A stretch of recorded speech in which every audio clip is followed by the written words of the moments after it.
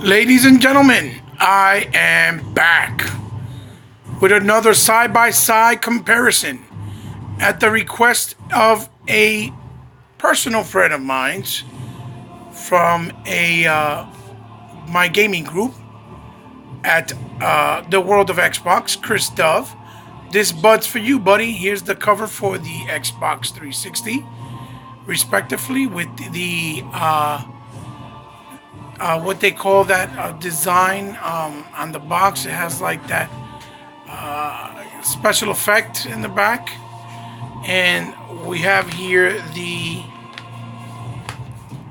cover for the Xbox One. I prefer the Xbox One version, which is called the War Master Edition. I believe he already defeated and finished the game. This is published now by the new THQ Nordic, and I believe it was still developed by Vigil and sorry about that. And Kaiku, Kaiko, Kaiku, I believe. So yes, so we're gonna dig into this, and I'm gonna try to break it down to show the differences. Someone please turn off the lights for me. Not that it was gonna make it look any better, but it is what it is. So here we go. We have the screen here, which is the main screen with the title, and we're pressing start. We have the 360 on our what would be your right, and the Xbox One over here, what would be the left. I haven't done these in a while, but I have a couple more games that I can do it with, and I plan to, just for the fun of it. I mean, these games are old, but I know there's people probably out there that never really tackled and dived in and played them, to believe it or not. Shout outs to my boy Master Chief. He happens to be one of them. I promised him I would pick him up the copy of the first one on X1, because he bought the sequel, and I told him not to play the sequel until he plays the first one, because they have tie-in connections in the story. So this is the beginning of the intro with the story of what's going on. This is the Four Horsemen of the Apocalypse. The main character's name is War. Fantastic design. This is by Joe Marano or something like that. He's a famous comic book artist. He's done certain things here and there. Not really long-lived series, but he has a really cool and kick-ass art design. This game, to be honest with you, in my honest opinion, is basically what Zelda should be for adults, because it plays just like Zelda with a badass game mechanic system. Really kick-ass, kind of punk rock style music, but with subtleties, and things like that. I enjoyed it a lot. I played it on the 360. I beat it on the 360. I'm currently working on the sequel, the X1, because I never played the sequel on the X1. But they came out with the definitive edition, or the Def edition, for the sequel, and I started playing. I'm like halfway through it, or a quarter way in, and I really like it, but it's time consuming because it's big. It has 4 big maps.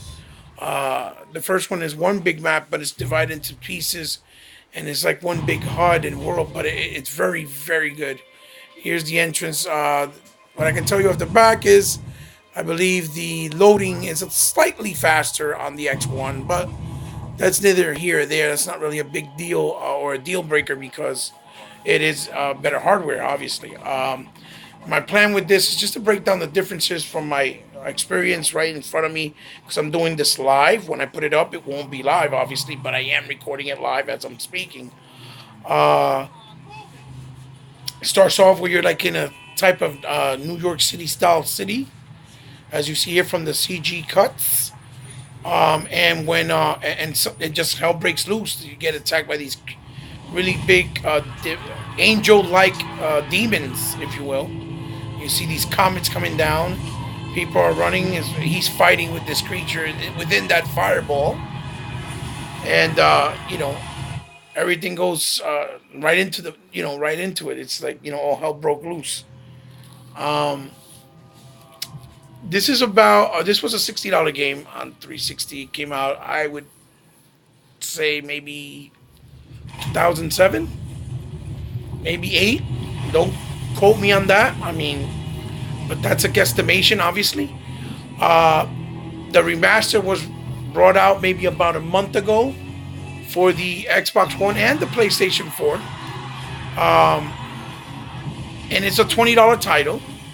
And to be honest with you, this I feel it's worth every penny because the game is very good. Now, it all depends on you, obviously, because maybe it's not worth it for certain individuals. But with the actual tweaks and touches that they put into it, I think it warrants and grants the purchase of its own. Um, because it's running smoother. It eliminated the screen tears completely.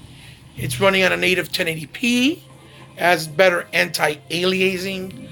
It's in 60 frames now, and I believe the textures were boosted up to have like a higher fidelity, so they're sharper. You can see them a lot more pronounced.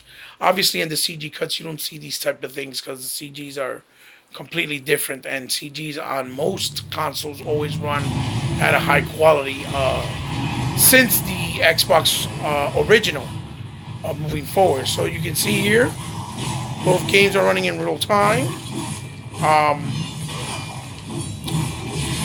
The biggest noticeable difference right off the back, I can tell you, like I said before, is the 60 frames. It's a lot faster. But the way that it was constructed and designed for the Xbox 360, even though it runs in 30 frames, is a very pretty smooth experience. But the Xbox One version obviously gives it that extra kind of pop kind of feel. I'm also noticing that on the Xbox One version, I believe the camera's panned out slightly more back, just a little bit more. The colors look really good on both consoles. The shaders and the black levels look actually pretty good on both as well. My boys are obviously playing Speedy Gonzalez here because they just playing it because they mastered this game. They both think they're hot shit. Fuck y'all both. I love you, but it's fuck y'all both. Anyway, it's a little inside joke. So again, pointing case, if you haven't played it, it's definitely worth to pick up because the game is very good. I can't say anything else than bad about it. Really, it has good gameplay mechanics, it has a good story arc, it has good gameplay mechanics, obviously, like I said, and it's fun. It's actually fun. It's a hack and slash with RPG elements. But not oversaturated with the RPG elements. You level. It has a nice level up system for the weapons. The save system is through one of the demons from the outer world that he basically mimics you and messes with your mind throughout the whole game, trying to get you to do fucked up shit just so that basically so that you see if you go full to the dark side. With the angels, because believe it or not, the angels in this are like the bad guys, and the demons are the good guys. It's backwards, kind of. It's a little weird, based on the story. It has good finishers, as you can see. Big boss battles. The boss battles, some of the bosses are as big as the screen, or take up the whole screen. You see the horns being blown by the demons. He also transforms into an actual dragon-like figure, as you can see here on the right-hand side. It's on the fly, but I guess as you go on, I believe once you start the game and you pass this section, you lose your powers and you got to build them up and get them as you go on in the game. You don't get them right away. The beginning is like a prologue or an epilogue, if you will. Again, the differences are subtle, but they work. It's in 60 frames. It has better lighting, better casting shadows. No screen tearing, obviously, which is always a good thing. Plus, native 1080p. On the Xbox One, it's upscaling, obviously, from a 720p native. I believe. I don't think it was native on the Xbox 360. I could be wrong, but I don't think so. And the details on the textures were touched up, so they're more pronounced, you know. And the game, again, like I said before, is $20. So for all you that may be on the fence, that didn't maybe play the game at all, you're in for a treat, because like I did before, I did the review of the second one and I talked about the second one. This game is phenomenal. It's really one of the best games from the 360 era of so many, because they had a lot of games back then, multiplayer, multi-plats, obviously. A lot of different risks were taken and design and choices with games, because it was still not as expensive as now. But you know, things are picking up now, also on the Xbox One generation and PlayStation 4, obviously. So I don't know. I know you can't really tell the differences. I hope you like the video.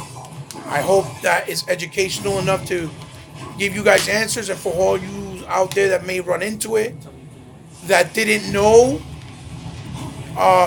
the differences or what this game was about, and were thinking about maybe picking it up and playing it, and we're kind of on the fence because it's on, you know, on the Xbox One now, but we're interested in picking it up.